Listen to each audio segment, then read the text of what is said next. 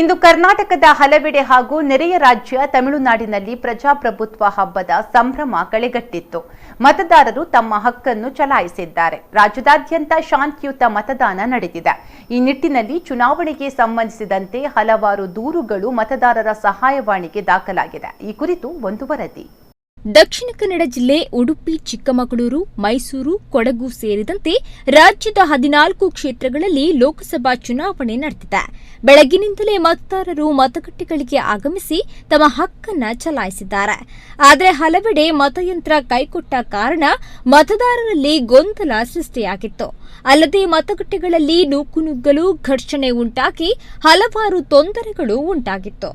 ಹಲವಾರು ಗೊಂದಲಗಳಿಂದ ಮತದಾರರು ವಾಪಸ್ ಹೋದ ಘಟನೆಯು ಹಲವೆಡೆ ನಡೆದಿದೆ. ಇನ್ನು ದಕ್ಷಿಣ ಕನ್ನಡ ಜಿಲ್ಲೆಯಲ್ಲಿ ಚುನಾವಣೆಗೆ ಸಂಬಂಧಿಸಿ ಮತದಾರರ ಸಹಾಯವಾಣಿ 1950 ನಂಬರ್ಗೆ ಮತದಾರರು ಅನುಭವಿಸುತ್ತಿರುವ ತೊಂದರೆಗಳ ಕುರಿತು ದೂರು ದಾಖಲಾಗಿದೆ.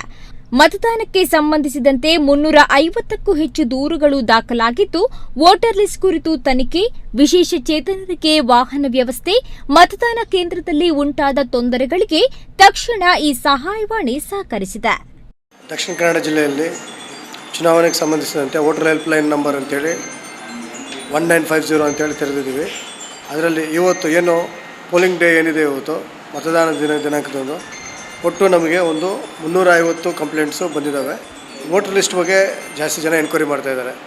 ನಮ್ಮದು ಹೆಸರು ಎಲ್ಲುಂಟು ಅಂತೇಳಿ ಅವರೆಲ್ಲ ನಮಗೆ ಪಾರ್ಟ್ ನಂಬರ್ ಎಲ್ಲಿದೆ, ಸೀರಿಯಲ್ ನಂಬರ್ ಎಲ್ಲಿದೆ ಅಂತೇಳಿ ಕೇಳ್ತಾ ಇದ್ದಾರೆ. ಅದನ್ನೆಲ್ಲ ನಾವು ಆನ್ಸರ್ ಮಾಡ್ತಾಯಿದ್ದೀವಿ. ಆಮೇಲೆ ಮತದಾನ ಮಾಡೋಕ್ಕೆ ಹೋದಾಗ ಪೋಲಿಂಗ್ ಸ್ಟೇಷನಲ್ಲಿ ನಮಗೆ ಲೇಟ್ ಆಗ್ತಾಯಿದೆ ಅಂತ ಹೇಳ್ತಾ ಇದ್ದಾರೆ. ಅದನ್ನು ಸಹ ಇದು ಮಾಡ್ತಾಯಿದ್ದೀವಿ. ಆಮೇಲೆ ಬೆಳಗ್ಗೆ 6 ಗಂಟೆಯಿಂದ 7 ಗಂಟೆವರೆಗೂ ನಮಗೆ EVM ಚೇಂಜ್ ಮಾಡೋದನ್ನು ಸಹ ಇಲ್ಲೇ ಕಂಪ್ಲೇಂಟ್ ಮಾಡ್ತಾಯಿದ್ದಾರೆ. ಅದನ್ನು ಸಹ ಹೇಳ್ತಾ ಇದ್ವಿ. ಆಮೇಲೆ ಯಾವುದನ್ನು ಖಾಸಗಿ ಕಂಪ್ನಿಗಳಲ್ಲಿ ಅವ್ರಿಗೆ ರಜಾ ಸಹ ಕೊಡ್ತಾ ಇಲ್ಲ ಅಂತೇಳಿ ಎಲ್ಲ ದೂರುಗಳು ಬರ್ತಾಯಿದೆ. ಅದನ್ನು ಸಹ ಖುದ್ದು ಇಲ್ಲಿಂದಲೇ ಅವ್ರಿಗೆಲ್ಲ ಹೇಳಿ ಅವರಿಗೆ ರಜಾಗಳು ಕೊಡಿಸಿ ಅವರಿಗೆ ಓಟ್ ಹಾಕೋಕ್ಕೆ ವ್ಯವಸ್ಥೆಗಳು ಮಾಡಿದ್ದೀವಿ. ಹೌದು, ಕೆಲವರಿಗೆ ಪ್ರಥಮ ಓಟಿನ ಖುಷಿಯಾದ್ರೆ ಜನಸಾಮಾನ್ಯರು, ರಾಜಕೀಯ ಗಣ್ಯರು, ಉದ್ಯೋಗಿಗಳು ತಮ್ಮ ಅಮೂಲ್ಯವಾದ ಮತದಾನ ಮಾಡಿ ತಮ್ಮ ನೆಚ್ಚಿನ ಅಭ್ಯರ್ಥಿಯ ಭವಿಷ್ಯ ಬರೆದ್ರು.